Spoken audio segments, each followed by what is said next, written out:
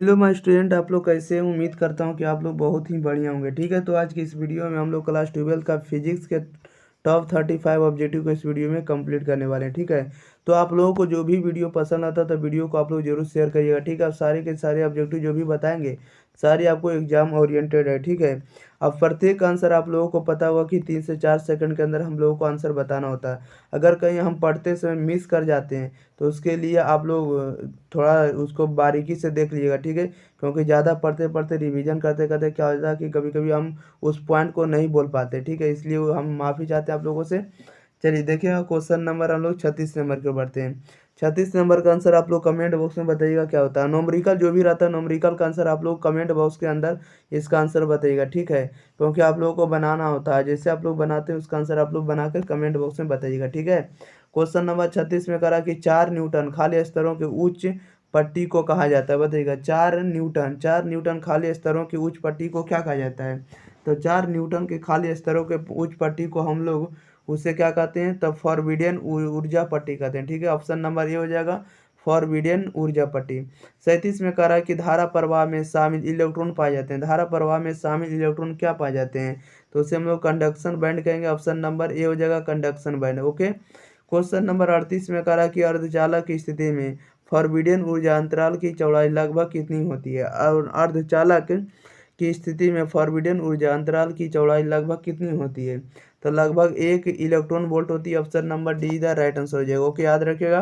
Question number हम लोग बढ़ते हैं 39 नंबर में। 39 नंबर में देखिएगा क्या कह रहा है। 39 नंबर में कह रहा है कि फॉरबिडन ऊर्जा अंतराल की चौड़ाई अधिकतम होती है। बताइएगा, फॉरबिडन ऊर्जा अंतराल की अधिकतम चौड़ाई कितनी होती है? तो अधिकतम चौड़ाई आपको चालकों के लिए होगी। किसके लिए? अर्ध अचालकों के लिए। ऑप्शन नंबर सीधा राइट आंसर हो जाएगा। 40 में कह रहा है बीवर, बीवर यानी होल, बीवर मोबाइल आवेश वाहक होता है। बताइएगा किसके लिए होता है? यानी बीवर मोबाइल आवेश वाहक होता है। किसके लिए होता है? तो यह होता है फॉरबिडन ऊर्जा अंतराल में होता है। Option number B the right answer हो जाएगा। 41 में कह रहा है परमाणु में विद्युतीय कक्षा में इलेक्ट्रॉन किस बल के कारण घूमते हैं? परमाणु में विद्युत परमाणु में विद्युतीय कक्षा में इलेक्ट्रॉन किस बल के कारण घूमते हैं? किस बल के कारण घूमते हैं? तो कूलम्ब बल के कारण। ऑप्शन नंबर सीधा राइट आंसर हो जाएगा। बढ़ते हैं क्वेश्चन नंबर हम लोग 42 नंबर में। देखिएगा 42 नंबर में क्या कह रहा है। 42 में कह रहा है कि रीडबर्ग नियतांक का मात्रक है। रीडबर्ग नियतांक का मात्रक क्या होता है? तो रीडबर्ग नियतांक का मात्रक होता है प्रति मीटर। ऑप्शन नंबर ए इधर राइट आंसर हो जाएगा। 43 में कह रहा है हाइड्रोजन परमाणु में इलेक्ट्रॉन का न्यूनतम कोणीय संवेग होता है। हाइड्रोजन परमाणु में न्यूनतम कोणीय हाइड्रोजन परमाणु में इलेक्ट्रॉन का न्यूनतम कोणीय संवेग कितना होता है? न्यूनतम कोणीय संवेग होता है 1/2 पाई जूल पर सेकंड होगा। Option number B the right answer हो जाएगा। 1/2 पाई जूल पर सेकंड, जूल सेकंड होगा। क्या होगा? जूल सेकंड होगा। ठीक है, याद रखेगा। 44 में कह रहा किसी नमूना का परमाणु क्रमांक जेड है तथा द्रव्यमान संख्या ए है, इसके परमाणु में न्यूट्रॉन्स की संख्या क्या होगी? तो इसके परमाणु में न्यूट्रॉन्स की संख्या बताना है, तो न्यूट्रॉन्स की संख्या ए माइनस जेड होगा। ओके, ऑप्शन नंबर ए इधर राइट आंसर हो जाएगा, ए माइनस जेड। ठीक है, परमाणु क्रमांक माइनस में हो जाएगा द्रव्यमान संख्या। ठीक है, याद रखेगा। बढ़ते हैं क्वेश्चन नंबर हम लोग 45 नंबर में। देखिएगा 45 नंबर में क्या कर रहा है। 45 में कह रहा है एक तार की लंबाई को खींचकर दुगना कर दिया जाता है। यदि खींचने के पूर्व इसका प्रतिरोध आर है तो खींचने के बाद प्रतिरोध क्या होगा? खींचने के बाद का प्रतिरोध बताना। एक तार की लंबाई को खींचकर दुगना कर दिया जाता है, तो खींचने के पूर्व इसका प्रतिरोध आर है तो खींचने के बाद का प्रतिरोध क्या होगा? तो खींचने के बाद का प्रतिरोध, इसका प्रतिरोध 4R हो जाएगा। ओके, ऑप्शन नंबर इधर राइट आंसर हो जाएगा। 46 में कह रहा है यदि संधारित्र की प्लेटों के बीच धातु की एक छड़ घुसा दी जाए तो उसकी धारिता क्या होगी? बताइएगा, यदि संधारित्र की प्लेटों के बीच धातु की एक छड़ घुसा दी जाए तो उसकी धारिता क्या होगी? तो उसकी धारिता जो होगी अनंत हो जाएगी। Option number B the right answer हो जाएगा। ओके, याद रखिएगा। बढ़ते हैं क्वेश्चन नंबर हम लोग 47 नंबर में। देखिएगा 47 नंबर में क्या कर रहा है। नंबर 47 में कर रहा है एक आविष्ट चालक स्थिर वैद्युत स्थिति में इसके भीतर के बिंदु पर क्या होने वाला है? बताइएगा, इसके भीतर के बिंदु पर डॉट डॉट डॉट ऑप्शन के अनुसार बताइएगा क्या होगा? तो इस ऑप्शन के अनुसार होगा एक आविष्ट चालक स्थिर वैद्युत स्थिति में है, इसके भीतर के बिंदु पर विद्युत यानी विभव का जो मान होगा प्रवणता शून्य होगी। ऑप्शन नंबर बी हो जाएगा, विभव प्रवणता क्या होगी? शून्य होगी। प्रवणता नहीं, ढाल शून्य होगी। ठीक है, बढ़ते हैं क्वेश्चन नंबर हम लोग 48 नंबर में। 48 नंबर में देखिएगा क्या करा है। जैसा कि आप लोग 48 में देख रहे हैं, 48 में करा कि C1 बराबर 2 माइक्रोफराड तथा C2 बराबर 4 माइक्रोफराड के दो संधारित्रों को श्रेणी क्रम में जोड़ा जाता है और उनके सिरों के बीच 12 वोल्ट का विभवांतर आरोपित किया जाता है, तो 2 माइक्रोफैराडे वाले संधारित्रों के सिरों के बीच का विभवांतर कितना होगा। आपको विभवांतर निकालना है, ठीक है। पोटेंशियल का मान निकालना क्या होगा, बताइएगा क्या होगा। इसका राइट आंसर आप लोग कमेंट बॉक्स में बताइएगा। ये न्यूमेरिकल आप लोग बनाइएगा, तो इसका आंसर आपको कितना आ जाएगा, 800 वोल्ट आ जाएगा, ठीक है। विभवांतर का मान 800 वोल्ट। 49 नंबर में कह रहा है किसी सूक्ष्म विद्युत द्विध्रुव के मध्य बिंदु से बहुत दूर r दूरी पर विद्युत विभव समानुपाती होता है। किसी सूक्ष्म विद्युत द्विध्रुव के मध्य बिंदु से बहुत दूर r दूरी पर विद्युत विभव समानुपाती होता है। किसके समानुपाती होता है, तो 1/r² के समानुपाती होता है। ओके, याद रखिएगा। बढ़ते हैं क्वेश्चन नंबर हम लोग 50 नंबर में। 50 नंबर में देखिए क्या कह रहा है। 50 नंबर में कह रहा है कि प्रभावी धारिता 5 माइक्रोफैराडे को प्राप्त करने के लिए सिर्फ 2 माइक्रोफैराडे के कम से कम कितने संधारित्रों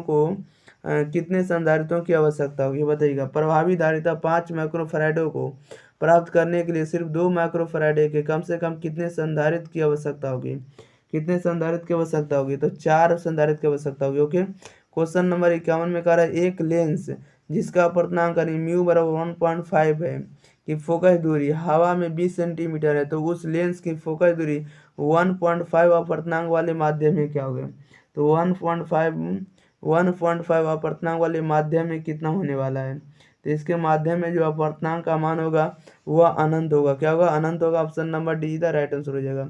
बढ़ते हैं क्वेश्चन नंबर 52 में। देखिएगा 52 नंबर में क्या कर रहा है। 52 में कह रहा है एक लेंस को जब 1.6 अपर्तनांक वाले द्रव में डुबाया जाता है तब लेंस नहीं दिखाई पड़ता, लेंस के पदार्थ का अपर्तनांक क्या होगा, तो लेंस के पदार्थ का अपर्तनांक 1.6 हो जाएगा।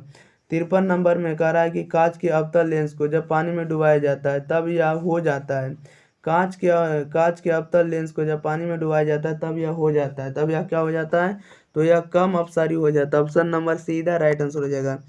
बढ़ते हैं क्वेश्चन नंबर हम लोग 54 नंबर में। देखिएगा 54 नंबर में क्या करा है। 54 में करा यदि किसी लेंस की फोकस f मीटर हो तो उसकी क्षमता का मान क्या होगा, तो इसकी क्षमता का मान कितना हो जाएगा, तो 1/f डायोप्टर हो जाएगा। 55 नंबर में करा यदि किसी लेंस की फोकस दूरी 20 सेंटीमीटर हो तो इसकी क्षमता क्या होगी, तो इसकी क्षमता का मान 5 डायोप्टर हो जाएगा। ऑप्शन नंबर ए इधर राइट आंसर हो जाएगा। ओके, याद रखिएगा। बढ़ते हैं क्वेश्चन नंबर हम लोग 56 नंबर में। देखिएगा 56 में क्या करा है। कह रहा है कि यदि एक पतली पारदर्शक शीट को यंग द्वि स्लिट के सामने रखा जाए तो प्रिज्म की चौड़ाई क्या होगी। यदि एक पतली पारदर्शक शीट को यंग द्वि स्लिट के सामने रखा जाए तो प्रिज्म की चौड़ाई क्या होगी, तो प्रिज्म की चौड़ाई अपरिवर्तित रहेगी। ऑप्शन नंबर सीधा राइट आंसर हो जाएगा। 57 में कह रहा है कि दो उन तरंगों के व्यक्तीकरण से उत्पन्न अधिकतम परिणामी आयाम का मान होगा जिसे प्रकट किया जाता है। बाई 1 बराबर 4 साइन ओमेगा टी और बाई 2 बराबर 3 कॉस ओमेगा टी। इसका मान बताना है क्या होगा, अधिकतम परिणामी आयाम का मान क्या होगा, तो इसका जो मान होगा आपको कितना हो जाएगा, 5 हो जाएगा। क्या हो जाएगा, 5। Option number B the right answer हो जाएगा, याद रखिएगा। बढ़ते हैं क्वेश्चन नंबर हम लोग 58 नंबर में। देखिएगा 58 नंबर में क्या करा है। मैं कह रहा है कि दूरदृष्टि दोष को दूर करने के लिए प्रयुक्त लेंस होता है, बताइएगा। दूरदृष्टि दोष को दूर करने के लिए प्रयुक्त लेंस कौन सा होता है, तो उत्तल लेंस होता है। ऑप्शन नंबर ए इधर राइट आंसर हो जाएगा। 59 में कह रहा है एक समान विद्युत क्षेत्र में द्विध्रुव पर आरोपित बल आघूर्ण अधिकतम है जबकि द्विध्रुव की अक्ष तथा क्षेत्र की दिशा के बीच का कोण कितना होगा, तो क्षेत्र की बीच की दिशा का कोण 90 डिग्री होगा। ऑप्शन नंबर बी इधर राइट आंसर हो जाएगा। बढ़ते हैं क्वेश्चन नंबर हम लोग 60 नंबर में। 60 नंबर में देखिएगा क्या करा है। 60 में करा यदि किसी अल्प क्षेत्र डी पर विद्युतीय क्षेत्र ई अभिलंब हो तब उस क्षेत्र पर विद्युत फ्लक्स का मान क्या होगा, तो विद्युत फ्लक्स का मान होगा ई डॉट डी ए होगा, E dot D A. Option number A right answer हो जाएगा। 61 में करा कि समान धातु के 3 तारों का द्रव्यमान 1:2:3 के अनुपात में है तथा उनकी लंबाइयाँ 3:2:1 के अनुपात में, तो विद्युतीय प्रतिरोध का अनुपात क्या होगा, तो विद्युतीय प्रतिरोध का अनुपात 27:6:1 हो जाएगा। Option number D the right answer हो जाएगा। बढ़ते हैं क्वेश्चन नंबर 62 नंबर में। 62 नंबर में कह रहा है किसी कार की संचायक बैटरी का विद्युत वाहक बल 12 वोल्ट है तथा आंतरिक प्रतिरोध 0.4 ओम है।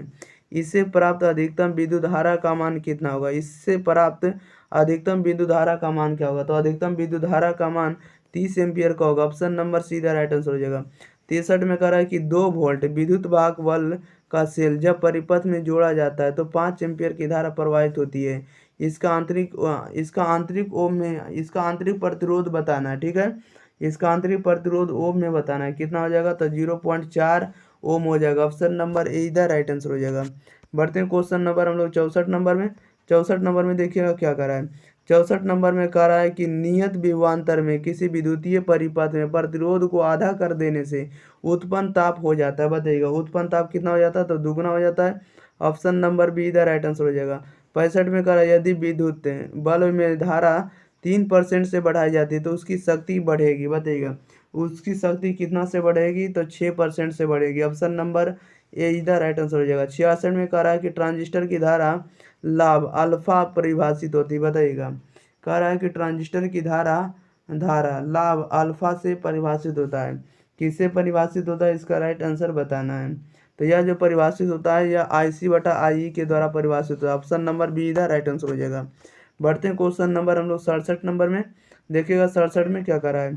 67 नंबर में कह रहा है कि पूर्ण तरंगी दृष्टकारी में यदि निवेश आवृत्ति 50 हर्ट्ज है तो निर्गम आवृत्ति क्या होगा, तो निर्गम आवृत्ति का मान 100 हो जाएगा। कितना हो जाएगा, 100 हर्ट्ज हो जाएगा। 68 में कह रहा है PNP ट्रांजिस्टर के लिए कॉमन आधार में अल्फा का मान 0.98 है तो कॉमन उत्सर्जक में धारा लाभ बीटा का मान क्या होगा, तो बीटा का मान कितना होगा, तो 49 हो जाएगा। ऑप्शन नंबर सीधा राइट आंसर हो जाएगा। 69 में कह रहा है कि NPN ट्रांजिस्टर के लिए कॉमन आधार में बीटा का मान 100 है तो कॉमन उत्सर्जक में धारा अल्फा का मान क्या होगा, तो धारा अल्फा का मान 0.99 हो जाएगा। ऑप्शन नंबर ए इधर राइट आंसर हो जाएगा। बढ़ते हैं क्वेश्चन नंबर 70, लास्ट क्वेश्चन है।